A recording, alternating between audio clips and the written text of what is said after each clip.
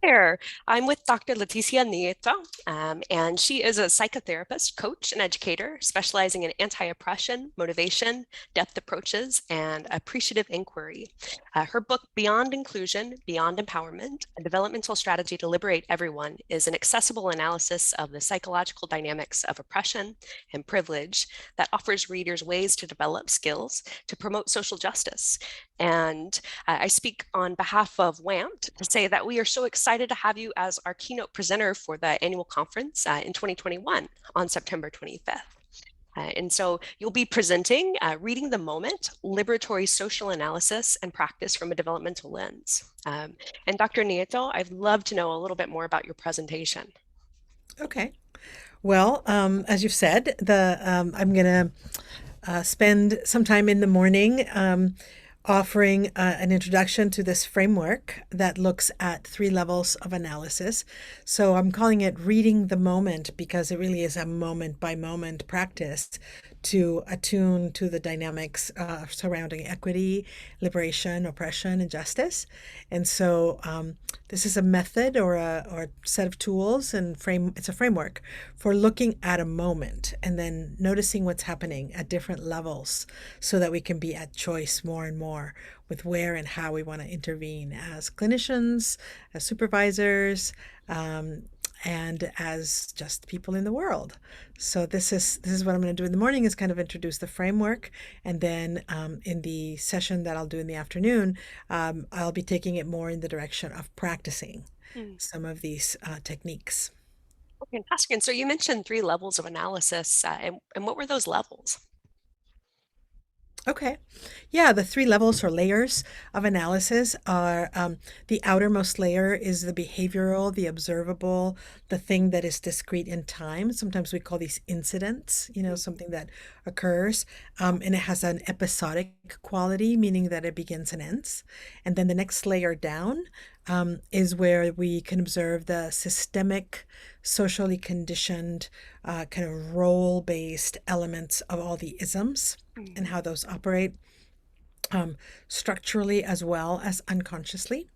And then the deepest layer, which is usually where I like to start, is the layer of those moments and experiences that seem to take us deep enough to where we have a notion of oneness or the interconnectedness or the kind of the field of consciousness.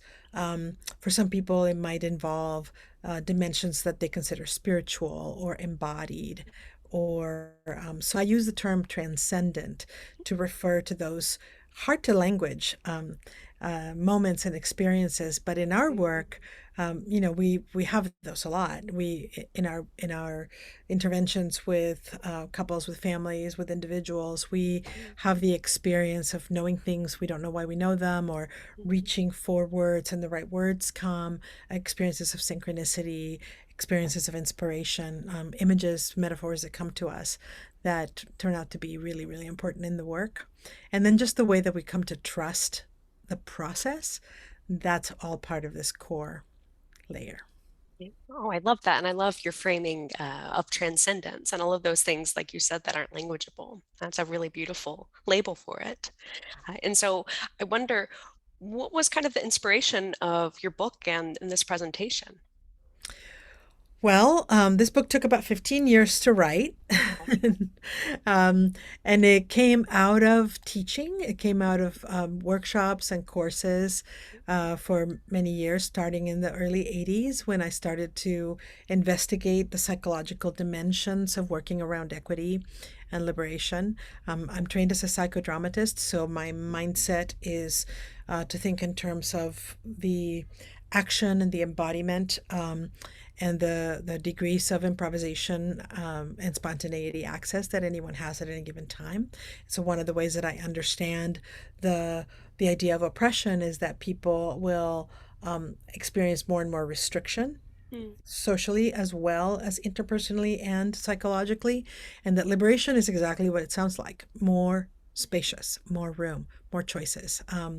So I began to think about that and to really try to understand um, how it is that we move from more restriction to more access individually and as a society. And so that's where this came from. A bunch of practices.